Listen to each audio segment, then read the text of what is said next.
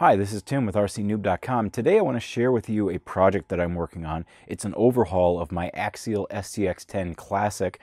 This is not the SCX10-2, it's the original, old school, just one of my favorite rigs. It's the rig that's been in my collection the longest, and I wanted to give it just some love and give it a new look.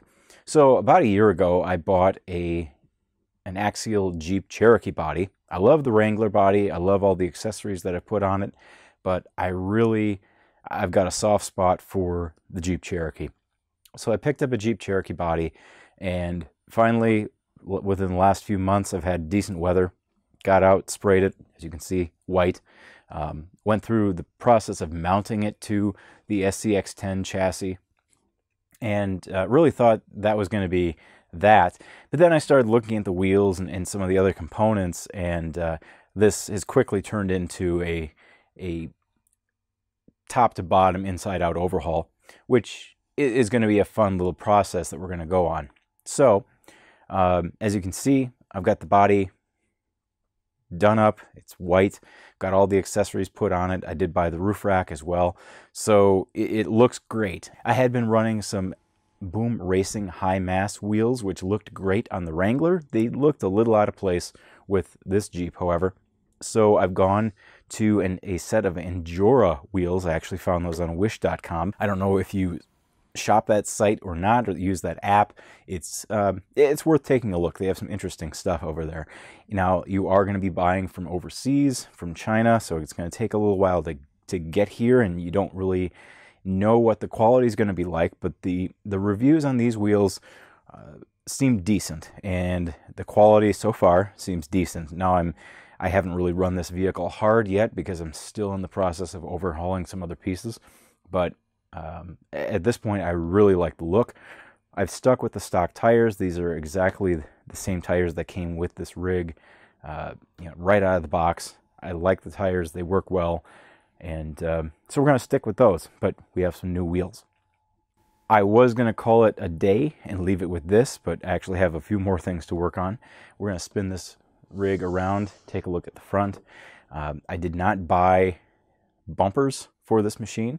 Now, if you are familiar with the SCX10 and the SCX10-2, you will know that not all of the components match up. So you can't take things such as the body posts from one and put them into the other. Some of the shapes are a little bit different. I have the stock rock sliders on here. I may 3D print a new set of those to make them run the entire length of the body. Another thing that I am looking at is getting longer bumpers. Now, this is a 3D printed bumper, and as you can see, it's very loose because it's broken. This is actually a file that I found on thingiverse.com. As it turns out, the width for the mounting post was a little too narrow, so there was additional pressure put on these posts. You can see this one's a little bit wobbly.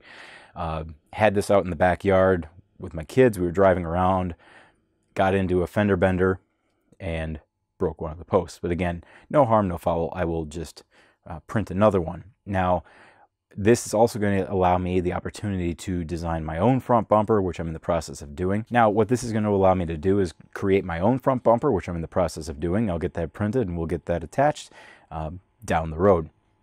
It takes a little while to print these things, so it's a work in progress.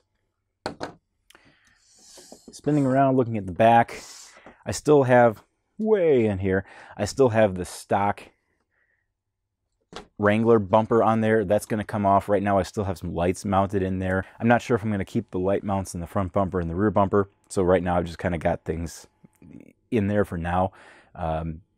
As it looks, I may end up pulling some of the lighting out. I did light the front end headlights. That looks cool.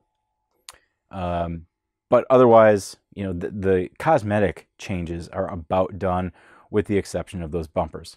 I could leave the interior, and really by interior I mean chassis components. I could leave all those stock, and pardon the dust and the grass clippings and everything else. I could leave those all stock. It is an incredibly durable rig right out of the box. I just love this machine. It's one of my favorites. But as luck would have it, the folks at AMain Hobbies sent me a couple parts and pieces to check out. and we are going to slap those on this machine as well as part of this overhaul process. So one of those accessories is going to be a set of Incision hardcore heavy-duty drive shafts. These are all made out of metal. They will replace the stock nylon or plastic drive shafts that I have right now. And again, these have held up so far, but just holding this package, you can tell that there's heft there, there's some additional weight. It's going to take quite a bit to do any kind of damage to these. So I'm looking forward to seeing what those can do. Next up is going to be a shock replacement. Now I am running ProLine shocks on here. I'm going to pull those off and put those on a different machine. We're going to replace those with some Incision scalar shocks.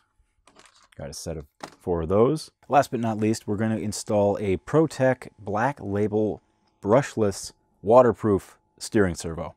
This will replace the stock steering servo, which I have waterproof to the best of my abilities, but again, this is brushless waterproof right out of the box. I'm really excited to see how this is going to work, how it's going to handle. And all of these accessories, all of these internal add-ons, we're going to do in a series of videos going forward. We're not going to throw everything in there right now. But just, I wanted to share kind of my overview of this project, give my thoughts on it. If you're looking to upgrade a classic SCX10 with SCX10 components, just be prepared to make a few adjustments and move a few things around. I had to 3D print a rear body post because the ones for the SCX10 again, the holes don't quite match up. The shape of the hole, mounting hole, doesn't quite match up. I told you about the bumpers already. It's a little bit of a process, but I like the way it looks. I'm really looking forward to getting this rig done and getting it pieced together. I'm excited to see what some of these new accessories do. I'm not familiar with Incision from a first-hand basis. I am familiar with who they are. It's a division of Vanquish. If you're familiar with Vanquish, you know they create beautiful, beautiful pieces for the SCX10 and other trail machines. And Incision is kind of their budget brand. So I'm looking forward to seeing how some of those pieces work and how they perform. So this is my little project for the rest of the summer. I'm looking forward to getting it done. I'm looking forward to getting this machine out on the trail so I can go have some fun with my kids and just go out and have some fun by myself. So stay tuned for more on this little upgrade project. I will have a wrap up on rcnoob.com when all is said and done, so be sure to check that out as well. Until next time, keep your batteries charged up, keep your nitro topped off, and keep enjoying the hobby.